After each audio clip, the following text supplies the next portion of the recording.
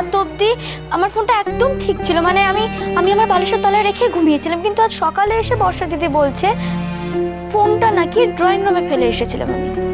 হ্যাঁ, ফোনটা তো ড্রয়িং রুমেই ছিল, সেন্টার টেবিলে রাখা ছিল, আমি নিয়ে আসলাম। আমি জানি না কি করে ড্রয়িং রুমের সেন্টার টেবিলে গেল, তবে আমি এটা শিওর যে এই ফোনটা আমার ফোন।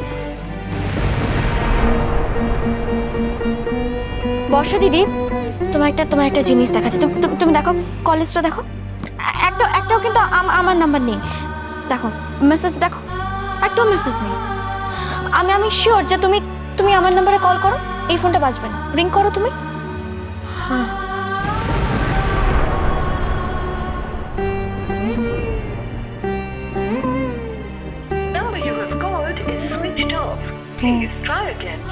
সত্যি তো সুইচড অফ বলছে, কিন্তু সকালে তো তোকে যখন ফোন। হ্যাঁ একদম ঠিক, আমি সকালে এই ফোনটা অন করে ভেবেছি যে আমি আমার ফোনটা অন করেছি, কিন্তু আমি একবারের জন্যও রিং করে দেখলাম না। আমার না সত্যি সত্যি খুব অবাক লাগছে, তোর ঘরে তোর বালিশের নিচ থেকে কে ফোনটা নিয়ে নেবে? মা, আমার বিরক্ত লাগছে, খুব বিরক্ত লাগছে। এই জন্যই বিরক্ত লাগছে। আমি তোর পাশে আছি, আমি তোর সাথে আছি, কিন্তু তুই যদি এত অসতর্ক হোস, এত কেয়ারলেস হোস, তাহলে যারা তোর শত্রু, জাহ্নবীর মতো মেয়েরা, ওর বাড়ির মানুষরা যাদের এত নেগেটিভ পাওয়ার, তাদের সঙ্গে লড়াই করবে কি করে? হ্যাঁ, আমি তোর সাথে থাকলেও তোকে মনের জোর তোকেই রাখতে হবে, তাই না মিনু? তা না হলে তুই সোমকে কালই কেন ভিডিওটা দেখালি না? মা, আমি ভেবেছি। এরকম ভাবে চললে না মিনু, সোমকে কোনোদিন তুই ঠিক পথে, সুপথে আনতে পারবি না। মা মা মা একবার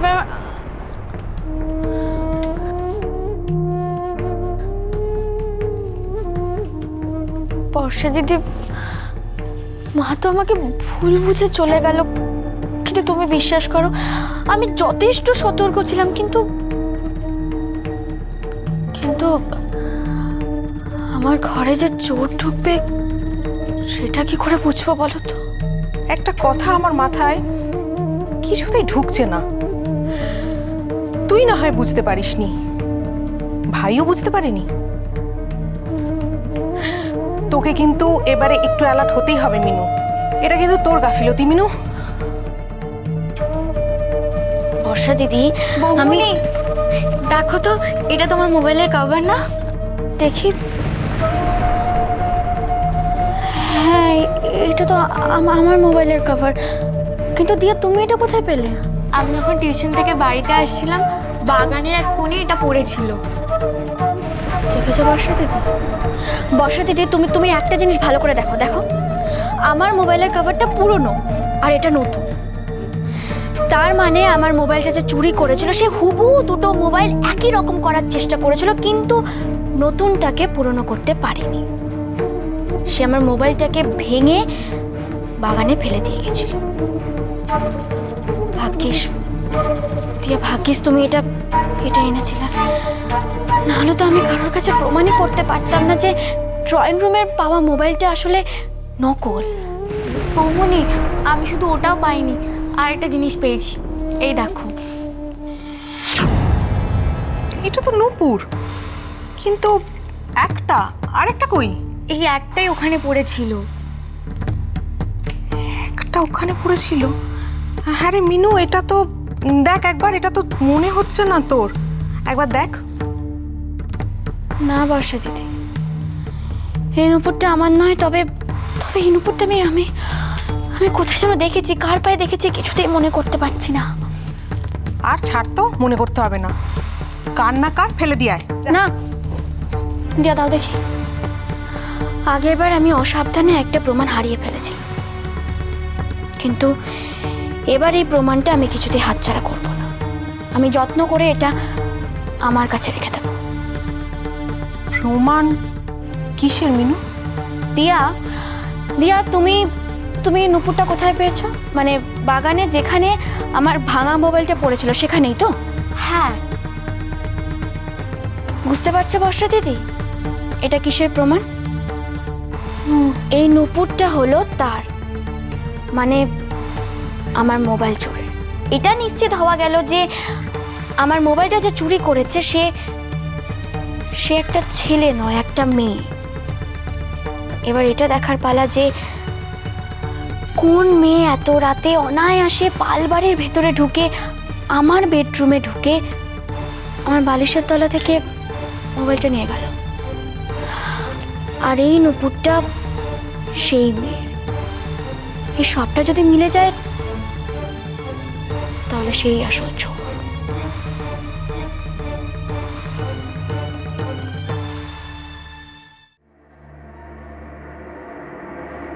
মাঝে মাঝে নিজের উপর এত প্রচন্ড রাগ হয় না? আস্তে আস্তে কিরম বাতিলের লিস্টে চলে যাচ্ছি।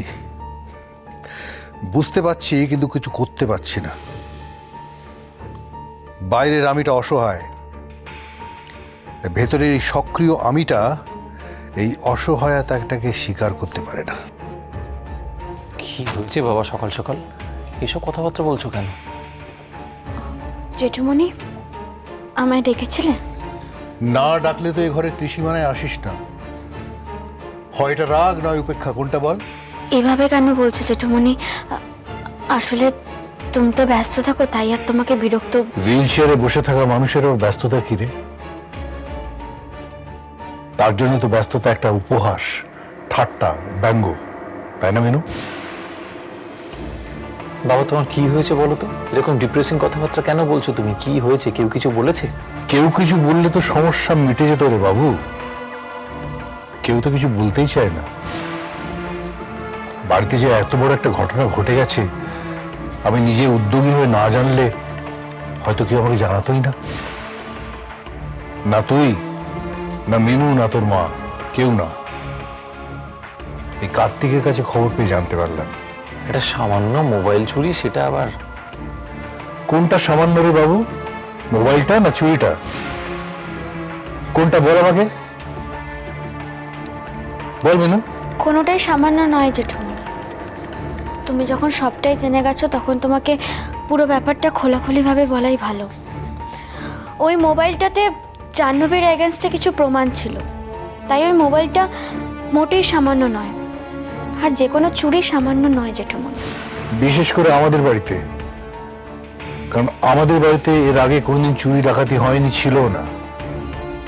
ইদানিংকালে শুরু হয়েছে।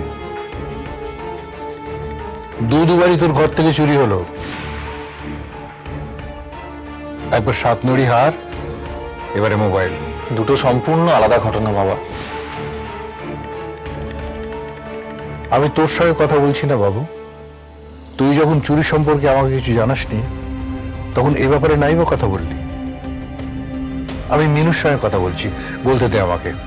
মিনু, চোর তোর ঘরকে টার্গেট করেছে, মানে তোর ঘরে ঢোকা বেরোনোটা, মানে অ্যাক্সেস খুব সহজ। নরম মাটি তো, তাই শীত কাটতে সুবিধে হচ্ছে বোধহয়। জেঠুমণি, তোর কাউকে সন্দেহ হয়? জেঠুমণি কোনো কারণে রেগে আছে। এখন আর ওই ভাঙা মোবাইল আর নুপুরের কথা বলাটা একদম ঠিক হবে না। মিনু, আবার জিজ্ঞেস করছি, বাড়ির কাউকে তোর সন্দেহ হয়? এবার ছিচে জেঠুমণি, বাড়ির কাউকে আমি কেন সন্দেহ করব? এমন কথা তো ভাবাও অন্যায়। একটা বড় অন্যায়কে থামাতে হলে ছোট অন্যায় করতে হলে হবে। চুরির মতন বড় অন্যায়কে ধরতে গেলে বাড়ির কাউকে সন্দেহ করার মতন ছোট অন্যায় করতে হলে হবে। বাজলো তো